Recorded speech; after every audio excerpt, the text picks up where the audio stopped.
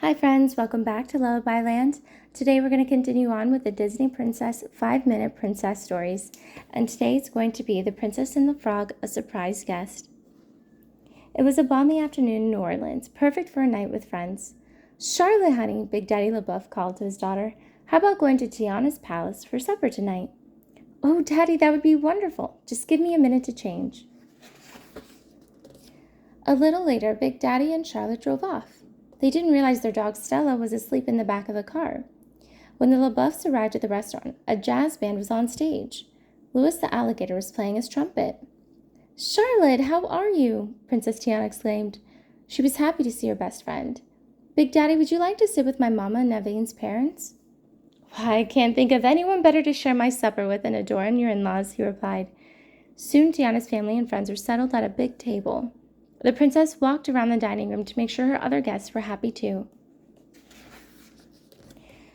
Meanwhile, Stella had woken up. The dog climbed out of the LaBeouf's car and looked around. Immediately she caught the mouth-watering scent of Tiana's bagnets. Stella followed her nose right into the restaurant kitchen. Look here, shouted one of the cooks. We have a visitor. Here you go, puppy. Have some of this gumbo. It's a new recipe. Stella eagerly tasted the dish. It was delicious. A moment later, a waiter threw her a large bone. The dog couldn't believe her good luck. Stella spent the whole evening in the kitchen. While Charlotte and Big Daddy dined to Louis's jazz music and talked with their friends, Stella was getting all kinds of treats.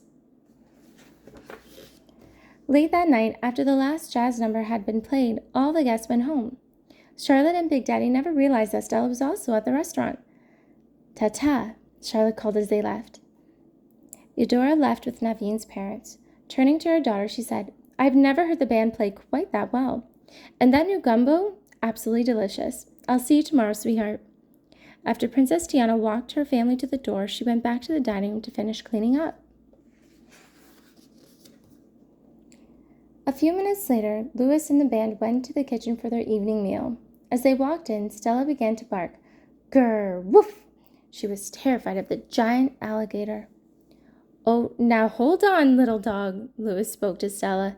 I'm not here to eat you. I just wanted a taste of the chef's new gumbo. But Stella was frightened. She kept barking.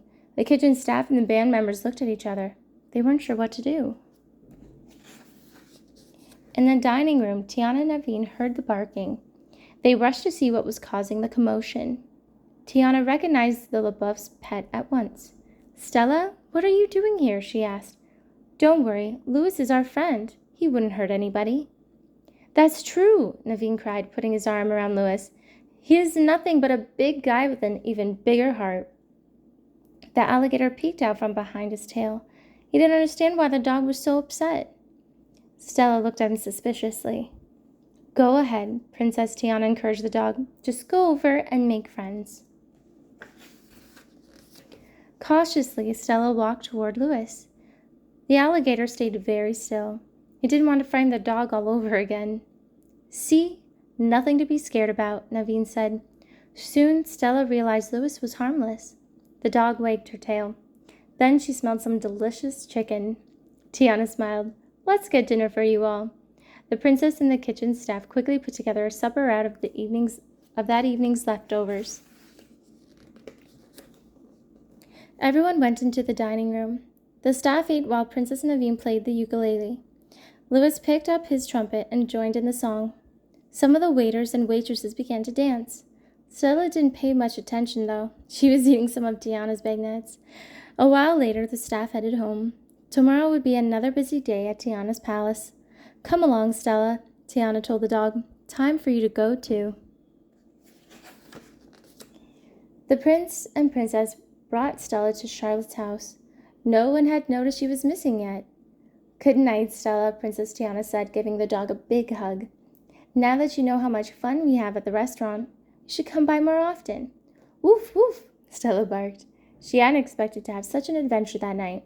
She knew she'd return to Tiana's palace the next chance she got. The end. Thank you so much for watching, friends. I'll see you guys next time. Bye.